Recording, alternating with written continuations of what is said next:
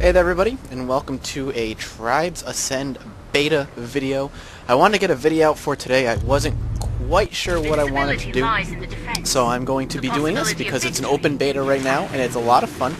And yeah, this is me playing. I already pre-recorded this, and now I'm just going to throw it out there for you guys to watch. The thing about Tribes Ascended is that it is a free first-person shooter. Right now, it is a free open beta. It will be free to play when it comes out in a very similar style to League of Legends, where as you play games, you gain experience, and you can use that experience to unlock more weapons, to unlock more classes or upgrades and whatnot. Or you can put real money into the game and get gold, and use that gold to purchase the same things, but you don't have to wait and play games, and you can just get the best stuff and you have the money to throw away right at it. So it's 100% free to play. Everything's unlockable via experience, much like League of Legends and other free-to-play type of style of games. Yeah, that's how this game rolls. I am currently playing Team Deathmatch. Each team has 100 lives. First team to lose all of their lives loses, obviously. And after the first kill, a flag is dropped.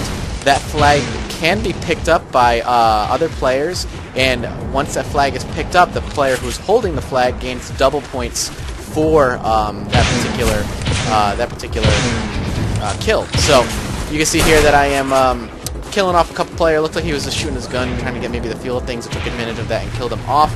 Might as well. Free kill is a free kill. Now, the game has two very unique features. I say three, but I'll go over two of them right now. One is that it has something called the ski mechanic. The ski mechanic is when you hold down spacebar, your character becomes frictionless, and you want to use momentum to keep yourself moving at a very, very fast pace. So you want to go down hills, you want to make sure you're always holding down that spacebar for the most part, and doing such a thing, just doing that ski mechanic. The other one is when you hold down the right mouse button, you have a jetpack. As you can see, jetpack jumping around. I just got killed there. But you have a jetpack and you can fly around and whatnot, and it just keeps you very fast-paced, fast-moving. So usually what you want to do is use that ski mechanic to head down hills, and once you're about to head up a hill, you hit the jump pack. That way you can keep your momentum going and keep moving. As you see, I'm being shot at by somebody from behind, so I'm going to keep on moving so nobody can see. There are currently, when you play, there are 3 classes that are open right off the bat, and that is, I feel like I might die here, throwing a grenade. There are 3 classes, as I was saying. The classes are Pathfinder, which is what I am. It's the light armored, very quick, high maneuverability class. The Soldier, which is the all-around class. And then there is the Juggernaut, which is the heavy-duty, heavy defending class, which is good in capture the flag. They sit at the base with the rocket launcher and whatnot and kind of defend home turf from any invading enemies. I play the Pathfinder. I like to play fast maneuvering, kind of move out of the way. Excuse me, as I cough into the microphone. Who needs heavy armor when you can just keep moving really quickly? Now, a lot of the trick of this game is to constantly be leading your opponent, constantly kind of guess where he's going to be, and hopefully hit him with that. Now, I'm getting wrecked. This guy is a Pathfinder, I do believe. Oh no, that's a Juggernaut. So, as you play, like I said, you can unlock more weapons. I have the very basic weapons right now. Some of the upgrades you can unlock are carry more grenades, unlocking more damage for your grenades. There are other weapons, better weapons. I'm looking at the next weapon I can't wait to get. Hopefully do some damage. I'm going to be playing that. I've been playing this game for a little bit. I've been having a good time. It's a lot of fun. It's very Twitch-based. Everybody says this might be the next big FPS at esports arenas like MLG. I hope that's the case.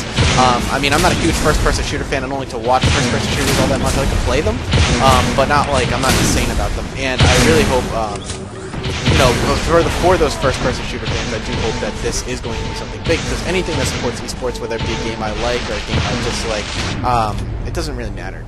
You know, if it supports esports, I support it. So I'm hoping that's what it's going to be. So a few other things to note in the game one is, if you take a look at the top right-hand corner, you see credits. I currently have credits. You get credits when you do damage, you kill somebody, whatnot. Those credits are used around the map. You can use those credits to upgrade stuff like turrets or defenses and whatnot, and those are for, basically for, like more capture the flag type oriented things. You can buy vehicles in capture the flag mode. You can spend those credits and buy vehicles and ride around like in a tank or whatever. So, all credits are just for that particular game, something you have to spend real money on, and it doesn't carry over from game to game. It always resets after every game. So you constantly no one's at an immediate advantage, and that guy jumped right into my shot, lucky me. And it's a really cool mechanic. I like it. The game in general is a lot of fun. My gripes with the game so far is the map maps are excessively bland. I feel like there's not a lot going on initially. It's either white hilly area, green hilly area, or red hilly area.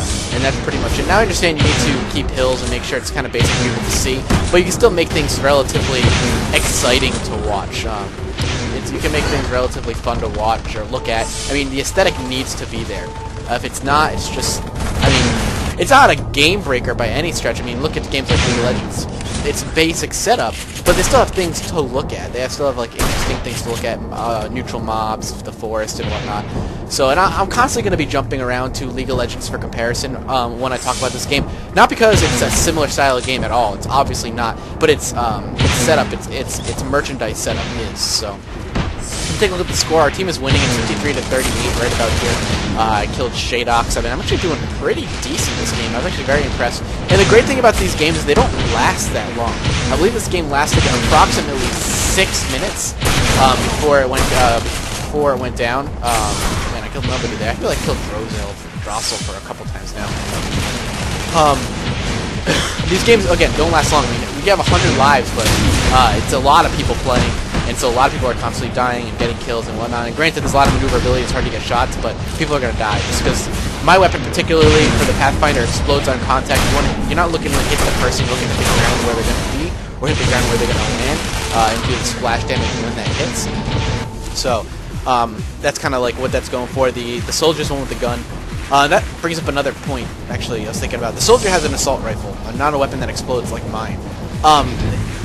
Other than the slowness of rate of fire between the two, and the obviously the AoE effect, is that when in a game like Capture the Flag where there are turrets, which I might record a Capture the Flag thing if you guys are interested in looking, where there are turrets, regular assault rifles don't do anything to turrets, they don't do anything to vehicles, they don't do anything like that.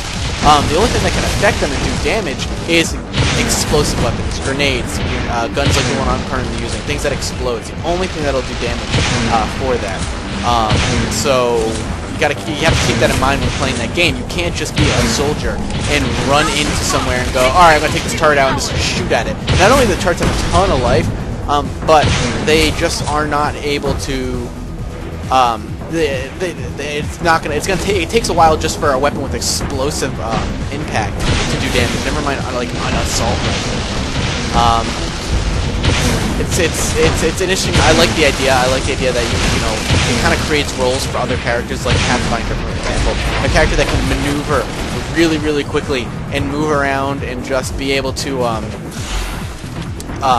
just avoid maybe the turret fire and avoid the eyes of the troops, and maybe just dance around the turret and destroy the turret with his weapon, as opposed to a soldier who's more in line with taking out other players, other infantry and whatnot. In a game like that, you kind of like it forces you to learn a role and actually take an active part in knowing that role. So I'm excited about that. You can see the grenade I'm throwing. I'm going to be doing some damage. I'm going after this guy, but it looks like we finish up here and we win. So I hope you guys enjoyed this little look at Tribes Beta. Like I said, I wanted to get a video of this game, and I hope you thoroughly enjoyed it. I know I did. I had a good time with it. Definitely check it out. Maybe download it. It's a free open beta right now. And don't forget, guys, always remember, you are what makes esports possible, your fandom and your support, and always, always, always be there to support it. Thanks so much, guys. Matt the StarCraft, signing on now.